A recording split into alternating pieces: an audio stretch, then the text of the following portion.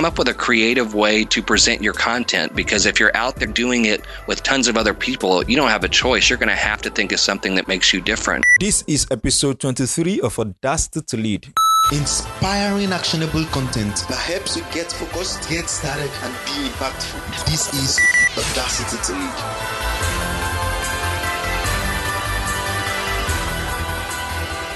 Hello, welcome to another episode of Audacity to Lead. Thank you for joining me. My name is Dio Samuel, and my goal is to help you lead with more influence, get you focused, get you started, and be impactful. I believe if you are to lead in today's world, then having a platform is a must. It's something you wouldn't want to do without. So what I do is give you the audacity to step out and lead. And I know if your mission is to stand out as a leader in your field, then this is the podcast for you. In this episode, I interviewed Scott Murray, and Scott Murray shares with you how you can stand out, how you can find a creative approach to your blog or your podcast. And he goes into details in sharing that, and he makes critical points that I know will be of benefit to you. I'm recording this right now and I'm wondering, okay, today something good is about to happen to somebody, and something good is about to happen to you. Okay, so I'm excited about something, and it is that on the 25th of February, that is in about some days time from now, like over a week time from when you're going to be hearing this, or exactly a week time from when you will hear this podcast, well, depending on whenever you are hearing it. But of course, on the 25th of February, I'll be at Social Media Week Lagos, and I'll be at Social Media Week Podcast Africa section. And Jesse, who is the main organizer of that session, has something to share with you that I would love you to pay attention to. Jesse, can you please take it away? Hello, Audacity to Lead Tribe members. I am Jesse Onomiwo, and you can call me the social media doctor. It might interest you to know that podcasting is set to take a new dimension in Africa. And I would like to help you discover how you can use podcasting to grow your personal and business brand. And that is why I'm giving you this very special invitation to my session in the Common Social Media Week Lagos. And the title of that session is Harnessing the Podcasting Goldmine in Africa. Harnessing the Podcasting Goldmine in Africa. And guess what? On that day, Wednesday, 25th of February 2015, I'll be having with me on stage your amiable host, Dio Samuel, to take you by the hands in launching your own podcast. You ready to launch your own podcast? Then come on with us. For registration and further details, visit www.audacitytolead.com/SMW, www.audacity-to-lead.com/SMW. Dio, thank you once again for letting me share this with your audience. And guess what? See you guys at SMW Podcast Africa. Thank you, Jesse, for sharing that. Thank you.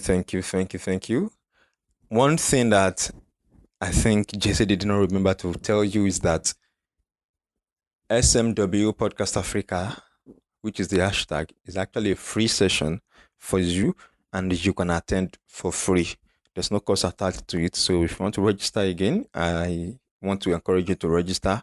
At least for this season, I've been emphasizing having a blog and having a podcast. And this will be an opportunity for you to meet with me physically. I'll be taking you through how to start your own podcast. And this will be a physical event. And actually, I desire to have more of such events this year. At least I should have about 8 events that will be appearing on stage this year. So I don't know if you have an event and you would like to invite me, I'll be glad to honor that. But of course, what you need to do right now is to go to audacitytolead.com/SMW and register for free for this session. and you are going to get so much value by the end of the day. Remember, everything that we mentioned on this session can be found at audacitytolead.com/23. So in case you miss anything, you can always get it back at audacitytolead.com/23. That is 23. Okay, this is where this conversation has to start so that you get to discover how Scott Murray will show you and share with you how you can stand out and be creative in your approach to your podcast. Scott Murray, let's take this away. Hi, Scott. Welcome to Audacity to Lead. Hi, Deo. Thank you for having me. It's a pleasure to join you. I appreciate your coming on board today. Well, to tell our listeners a little about you, Audacity to Lead Tribe, Scott is a creative host, writer, and content producer. For over 15 years, Scott Murray has been writing and producing entertaining content. He's worked as a scriptwriter, director, producer, on-air talent, and editor on a variety of productions. On the visual side of creative content, he's written and produced independent TV programs, independent feature-length movies, and live or pre-taped television segments. On the other side, he's written and produced content for public radio and podcasting. Well, Scott, you're welcome to this show today. Welcome to Audacity to Lead. Thank you. It's great to be here, and I'm looking forward to our discussion. Awesome. So, Scott, let's get to know a little about you that I didn't share just now. Well, I think I am a very, what I would say, right-brained, meaning a very conceptually creative person. I'm a very people-driven person. I've been creating content and doing productions and things ever since I was a kid. I grew up in the late 70s and 1980s, and I was already trying to make stuff back then. You know, you watch TV shows in the U.S. like the Goldbergs, you know, which takes place in the 80s, and the kid's always running around with his video camera creating movies. That was me. I think I understand that. Yeah, and so I used to drive my parents up the wall because I was always making even audio productions in my room. And I would have like 2 or 3 cassette players running the music and running sound effects. And I had a keyboard that could make sound effects. And then I was bringing in boxes and all kinds of things that would make noise so I could create sounds of crashing and things happening, and doing all the voices and all that sort of thing. It would drive my parents up the wall, and I made like over 50 tapes with these stories with sounds and music and stuff. So I was the kid in elementary school when they asked, you know, to write a short story. Mine ended up being 10 pages long. So I've always been very, very creative driven, very visual, creative driven. So I feel like I've been trying to make stories and produce stuff my entire life. So I enjoy it that much. Awesome. It actually looks to me like you were more offline initially, then you now made the leap online. So how did you get started online? Yes. What time did you come online? Because looking at the story you just shared, you've been doing all these things offline, but then one day or maybe one time like that, you decided to come online. What made you come online, and then what made you start online content production? Tell me, how did you get started? Well, it's interesting. Back when I was doing an independent TV series where I live, that was back in the early 2000s. I really kind of wish we were doing it now because back then, you know, we used the internet, but the internet really wasn't the content hub that it is now, where you would make TV shows that, you know, that you can put on YouTube and whatnot. Yeah. Eventually, I started doing things online just because I've always been in the marketing and advertising business. So, you know, as times changed and people quit, you know, necessarily reading physical publications and doing their marketing with, you know, ads in newspapers and things like that, and it all started to go online. Well, that's where I had to go, and I had to start learning how to make the most of that and advise clients on how to do that. And I didn't really get into social media and social media marketing until I launched my first podcast, which was back in 2011, because at that point, I only was on Facebook, you know, kind of casually. I wasn't one of those that posted every day, told people what I was eating for lunch and stuff like that kind of crazy thing. I was just kind of there. But but I knew that if I was going to grow my podcast audience, I was going to have to learn some new stuff. So I learned how to do Twitter, because Twitter was going to be a good tool, and a couple of other social media platforms. And once I started that and started to have some success with it, that was just one more thing I learned how to do from a marketing standpoint that I started making part of marketing and content consulting. So it just once everybody started going online and once business started to go online, I just kind of followed. That's quite interesting. Okay, so tell me, how did you start podcasts? When you started podcasts some years ago, what made you to start a podcast? What was the reason behind your having to start your own podcast? My wife told me to. That's surprising. That means your wife should be a solid motivation for you, right? Yeah, I mean, basically, I had been. It was so interesting because my whole life, almost up till about 2007, everything I was producing was visual. You know, it was video and TV and things like that. And then 2007, I got an opportunity to work for the public radio station in the North Texas area, where I produced tons of on-air content for radio. I did TV too, but most of my responsibilities were on radio. So suddenly, my content production stuff was turning into audio and not visual. Wow. And when I wrapped everything up there, when I left there in 2010, I was kind of trying to figure out what my next move was going to be, what I was going to start doing. And, you know, that can be challenging to do, especially after you've made such a unique jump from visual to audio. You start wondering okay, so I've done both. Now what am I going to do?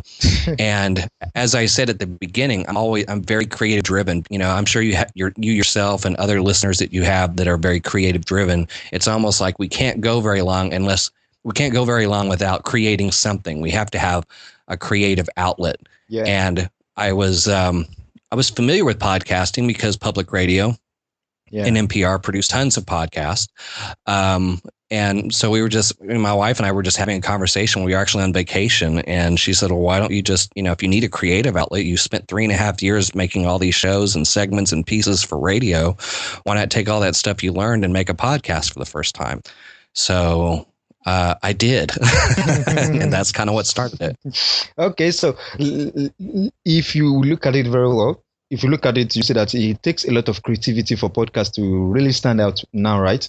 Yes. So can you give us or share with me a little of creative podcast approach that can actually make a podcast to stand out? Yeah. The thing is that, there are tons and tons of podcasts, and sometimes if you listen to a bunch of them, there's a lot of overlap.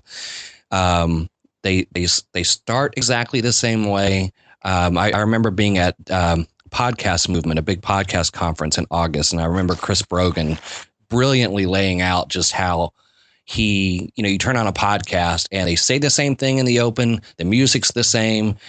So much of what people do with their podcast programs are the same. And part of it's because sometimes it's easy to fall in the trap of deciding you're going to do a podcast, and then you go, okay, well, I'm going to listen to what everybody else does. Oh, well, that must be how you do it. So they go off and do the same thing. Mm-hmm.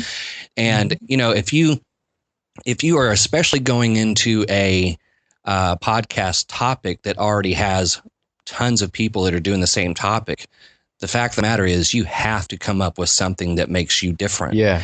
And when I say different, there's several things you can do. It's not just about the production. The production definitely plays a role. Come up with a unique way to present your show with elements of production. But also the other things that can make you stand out is that you just do certain things better. You have people on your show that create really good conversations. You ask good interview questions. You have co-hosts that generate really good discussions, because one thing that will definitely draw people to your show is good chemistry that you have with your guest or your other co-hosts. Yeah. So just trying to do things better can play a role, but there's just, there's so many good online resources to get music and sound effects and stings and bumpers, and just come up with a creative way to present your content. Because if you're out there doing it with tons of other people, you don't have a choice. You're going to have to think of something that makes you different outside of the fact that you're just going to, kind of join the conversation. I think a good example outside of my own stuff is Social Media Examiner, the podcast that Michael Stelzner puts on a regular basis. Okay. So Michael decides he's going to do a podcast about social media. Well, we all know there's a bunch of those. Yeah. So Michael had to decide too, all right, what can I do in my podcast that's going to be different since I'm already doing things that other people are doing, like interviewing podcast experts? Well, what he did was he took this really cool theme that, there's so much social media out there that it's almost like navigating through a jungle. So then he thought, okay, well, I'm gonna get a voiceover guy to sound like Crocodile Hunter, and he's gonna be the guy that introduces the show, and he's going to talk about navigating through social media and the jungle. Yeah. Yes, and the jungle of social media, and that's the theme all the way through his show, and it's creative and it stands out. And I've done the same thing with the two shows that I'm currently working on, because a lot of people are, I do geek podcast things about Marvel and DC and superheroes and sci-fi. There's a ton of those, and I did several things to those shows to make me stand out because I knew I was going to have to do something different. Awesome. Okay, so if you were going to teach, let's say you want to teach someone now how to become creative with his podcast, what steps can you give somebody who's just trying to start a podcast in becoming creative with his podcast? Well, I mean, I think kind of what I just alluded to, I think is a good way to go. Just come up with a way to creatively present what you're going to do. If you already know that you're going to produce something that a ton of other people are doing, one way that you can be creative is just how you present it, because it's true. There's not a billion things you can do, because sometimes if you get too different, then you're not going to sound like a podcast anymore, and that might actually run people off. People wondering what the heck they're listening to. Yeah. But like, for example, for me, when I decided I was going to have a geek talk show, I almost decided to do what everybody else was doing, to be honest with you. I almost was just going to say, okay, I'm going to just get two strong people on to talk about these things, and I'm going to make my show stand out because of my radio background. I can create bumpers and segments and production value, and it'll just sound like a good, solid radio show that talks geek stuff. But then I thought that wasn't enough. Yeah. I thought, the creative side was like, okay, well, that's boring. Can't you do anything else? And so I started to think, well, what if we presented the idea that all the listeners and all the guests and all of us, we're all like in superhero costumes, and we're all like converging on this Hall of Justice type place to discuss geek issues. And Wow. and when I say Hall of Justice, I think of like the old cartoon that used to, have the Hall of Justice, and they had that narrator that said, "Meanwhile, back at the Hall of Justice," and that gave me an idea to have a narrator like that to kind of parody that element of geekdom. And then that led to ideas to have like these little story elements that led into our conversation that involved scripting and sound effects and things. And it was a risk because it was very different, but we've gotten a lot of really good positive feedback. There's a show on ABC now called Agent Carter that's put on by Marvel that ties to Captain America and several other Marvel properties, and it takes place in the 40s. And we did a podcast. I decided to produce a podcast that covered each episode of the show.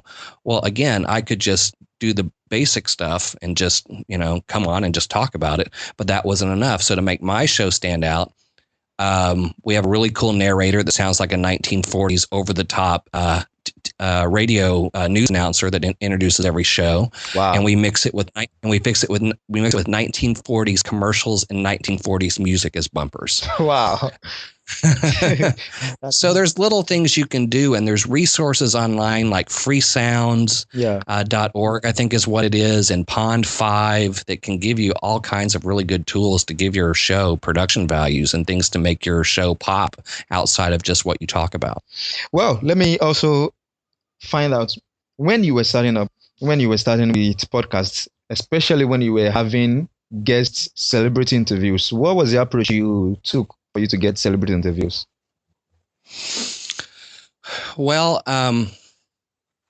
the way when I decided to do celebrity interviews, so my first show was called The Critic Show. Yeah. And it was, and that's because I didn't really know what I was doing, but I knew I wanted to talk about things going on in the entertainment world. And I just figured I would, talk opinions about it. And if I got lucky, maybe I could have somebody on that had been in film or television. But I didn't realize at that time that I was going to be able to get as many as I did. But I had a plan as far as how I was going to do it, because I knew first off some of the things I might need to do right when I emailed a publicist or an agent or a manager to get somebody in the show, what I needed to have in that email and and how to make it look professional. But the most important thing I thought I needed to do was to start off small, to have something online that shows that I know how to interview and that I've had some people on. Because if you're going to reach out to a celebrity, more often than not, that's one of the things they're going to wonder, assuming they take the time to do it, is, okay, well, who else has this guy talked to?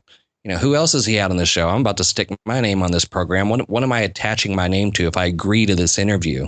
So I decided to start small. And that is the thing I think a lot of people need to remember when they're going for really big guests, is not to be afraid to start off small or start off simple before you start going for really big things.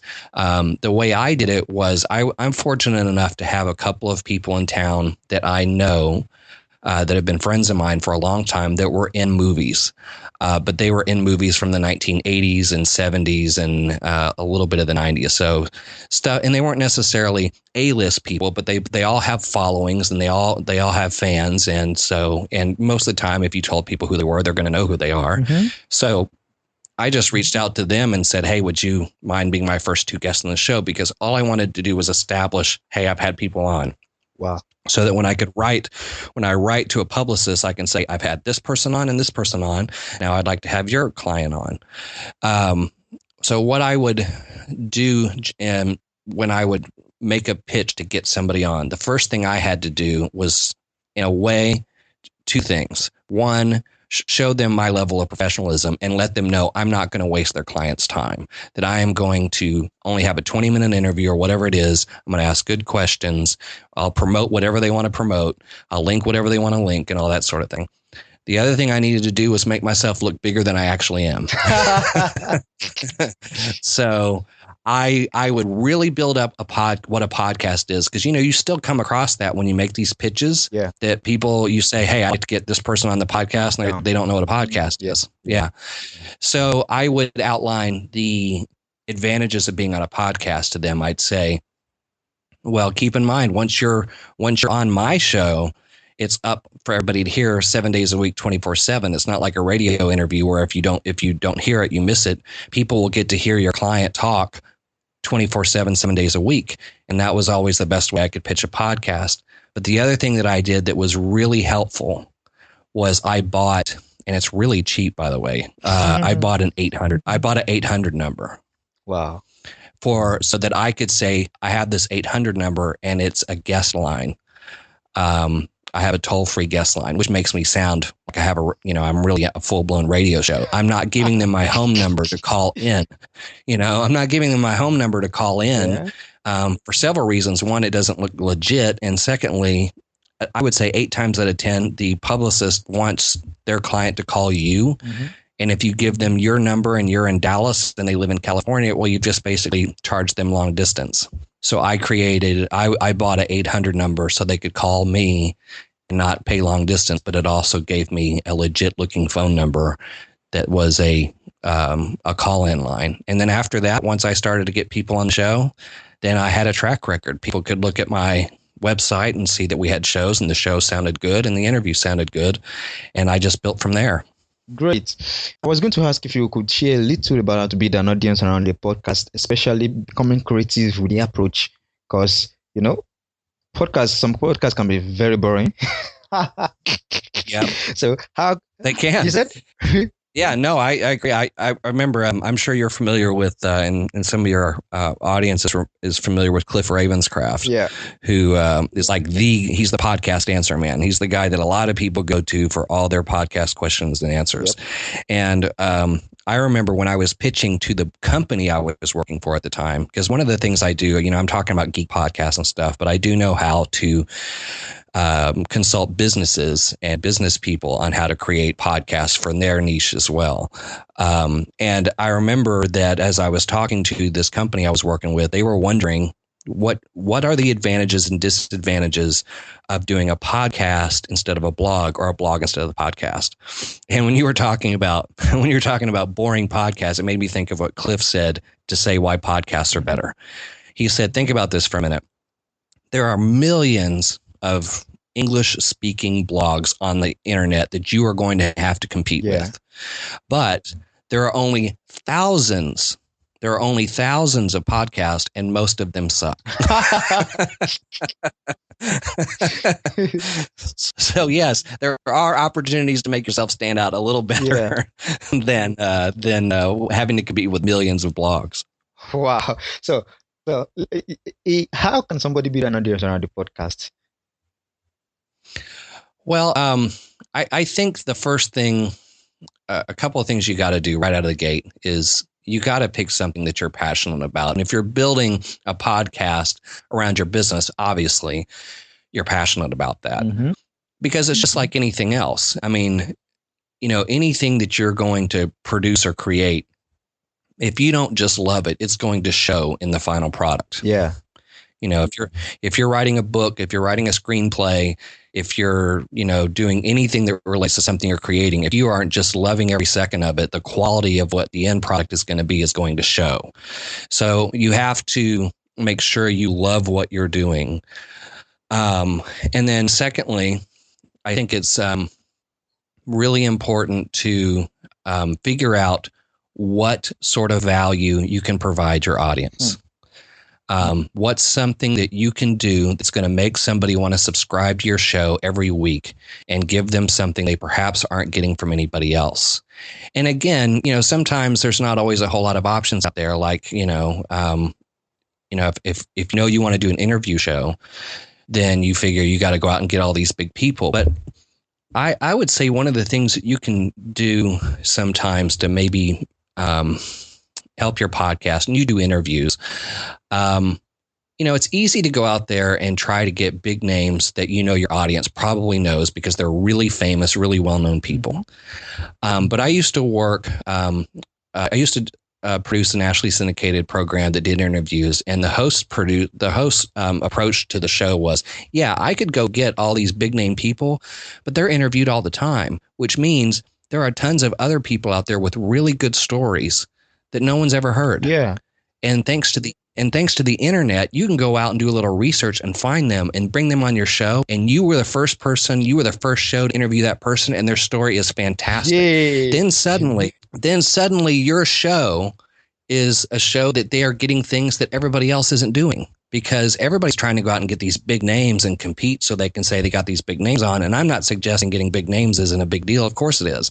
But there's also an equal amount of value to going out and find people that aren't on podcasts all the time, that have killer stories. And then suddenly, if that's the kind of people you're finding and nobody else is finding, then you've already found a way to make your show stand out. Awesome. Just by spending a little extra time finding somebody awesome. New. Thank you so much. I'm almost clapping for you right now for speaking something that I love.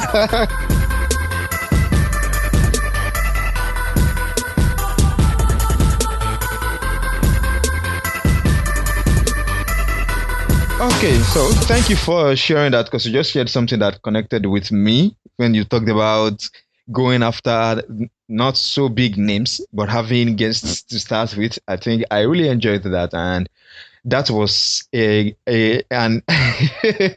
that was quite enlightening for me to know. So I would like to know, what resources or tools would you like to share with my listeners, with our listeners right now, who would like to get a tool to get started with podcasting? Well, I think the resources that I can think of off the top of my head that, depending on where your listeners are listening from, I mean, like, I produced a video not long ago about how to create your first podcast on the cheap, because that's one of the nice things about podcasting is, there's a lot of options. You don't necessarily have to go out and buy, the state of the art microphone and mixer and setup. You can, and it's awesome, but you don't have to. You can just get a good mic, and a good editing system, and know where to look online to get some production value, and just run with it. Because at the end of the day, that's the nice thing about podcasting, is that you don't have to sound like you're just complete, you're on NPR. You don't have to sound perfectly good broadcast quality. At the end of the day, most people just want to be able to hear you. And if your audio is good enough where people can at least understand what you're saying, and there's not a lot of, crackling or popping that, is hard on the ears, then you don't have to spend a whole lot of money. And I actually have found a microphone called the Samson Q2U USB mic, and in the US, I've had a lot of people that have been able to find that microphone at Target, like where they sell guitars and microphones and karaoke mics and things.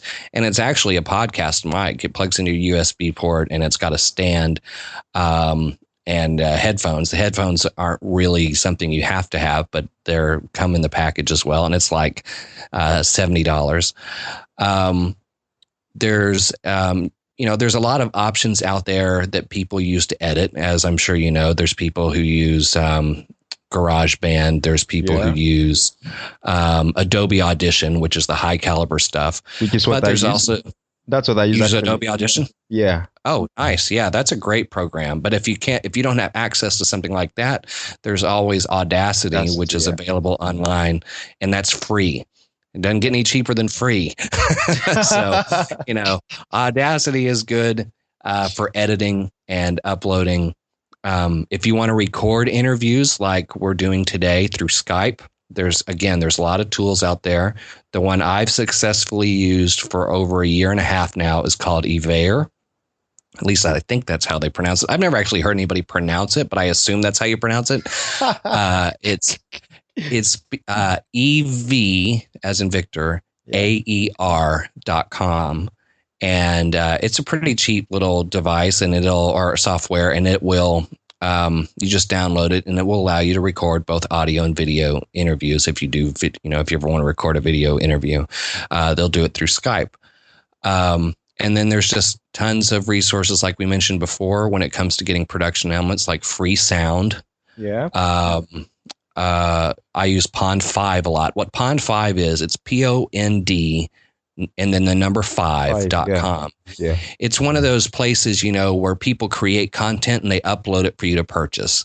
Mm-hmm. So it comes from all over the internet. People that produce videos, sound effects, music, photos, illustrations, motion graphics, all on one site, and you just type in what you're searching for. So if you want, let's say you're doing a business podcast and you want an uplifting bumper sting for, to break up your segments, you just type that in and it'll bring you up some options, and they'll all vary by price. Awesome. And then you can preview it, make sure you like it, and then you can purchase it and download it and pull it into Audacity or Audition, whatever you're editing in. So that's what's kind of cool, is that, you're producing online content, and there's tons of resources online as well. And, we mentioned Cliff Ravenscraft, who is Podcast Answer Man. He's really good at helping people figure out he's one of my heroes, best practices. He's one of the persons who taught me podcasting, actually. Oh, really? Yeah. It's a good person to do it. Yeah. And John Lee Dumas is out there too. He's another one that a lot of people go to for podcast guidance. And Daniel J. Lewis, you know him, right? I do. Yes. Daniel Lewis. Absolutely. Another good one. And then there's was David Jackson. Mm-hmm. So the three of them have combined efforts to, well, they are the three persons who taught me podcasting, actually. Yeah. So thank you so much for being on this podcast today. If anybody wants to connect with you online, how can they find you? I am on Twitter at Mr. Scott Murray. That's Mr. Scott Murray, Murray. And the podcast that I am involved in right now is on assemblyofgeeks.com. But here in the coming days, I am hoping to be, I'm already developing the production elements and everything. I am hoping to launch a new podcast here in the coming weeks that is tentatively focused on creating content for your audience and effectively reaching your audience, whether it be podcasting, whether it be blogging, whether it be advertising. It's all going to be about how to develop it really, really well for an audience, having your audience in mind with everything that you're doing. And I hope to have that launched here pretty soon. And I'm sure when I do, I'll probably mention it on Twitter, but that's going to allow me to help people produce content and keep their audience in mind, because, if your audience isn't engaged in what you're doing, then you're kind of wasting your time. Sure, I understand. Well, thank you so much for sharing that with us, and thank you for your insights. Thank you for everything you shared with us on this episode of Audacity to Lead. I personally want to say thank you, Scott. Thank you for coming on the show. Sure. Thank you, Deo. It was a pleasure. I enjoyed talking to you. And I enjoy having you on the show, Scott. Thank you so much. Wow, this is an epic episode. And thank you, Scott, for such great content, for such great value that you brought on Audacity to Lead today. I want to say thank you along with every tribe member of Audacity to Lead. The good thing is this: if you miss anything, you can pick the links and everything you mentioned on this episode from audacitytolead.com/23. So if you miss anything, you can always pick that up. And specifically, you can always pick that up. Okay, so this episode, let me just give you some reminder. Let me give you a quick reminder. I'm not going to announce Podcast with Excellence. Of course, if you want to register for that, you can always register for that at same audacitytolead.com/23, where the show notes and the links of this episode can be found. But then what I want you to do right now is to go ahead and register for Podcasting Gold Mine in Africa. That is the Social Media Week Lagos program, and the free Social Media Podcast Africa session.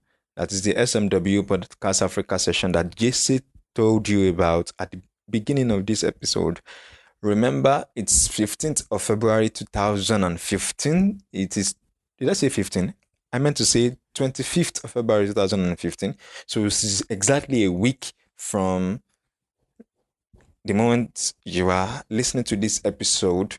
And so I want to say thank you for listening again. Remember, the place to go to is audacitytolead.com/SMW. That is Social Media Week, SMW.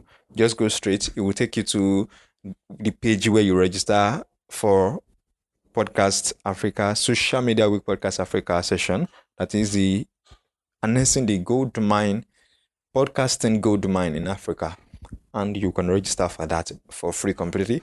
The event is actually here in Lagos, Nigeria. So if you are in Lagos or around Lagos, this is an opportunity for you to meet with me. And really, I would like to meet with you. If you listen to this episode or you listen to this podcast and you register, please don't hesitate to come say hi to me. I would love to shake your hands. I would love to give you some pats on your back. I would really love to meet you. So let's meet at Social Media Week, Podcast Gold Mine Africa session.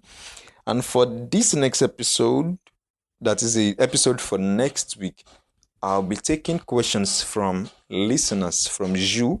You have listened this far from the moment I started this episode. I want to take questions. So if you want to leave questions for that episode, go ahead to audacitytolead.com/questions and you can leave your questions there. I'll pick that from there. If you leave me a voice message, that will be far easier. I'll play it on this episode and every tribe member will hear your voice. And the guideline for everything, all the options available for you to leave questions for me are on that page. So just go straight to audacitytolead.com/questions. Don't forget to leave a review and subscribe to this podcast if you enjoyed it on iTunes. I'll see you again next week as we bring to you episode 24. Wow, that's exciting. So I'm already getting to episode 24. To God be all the glory. Well, remember to get focused, get started, and be impactful. God bless you.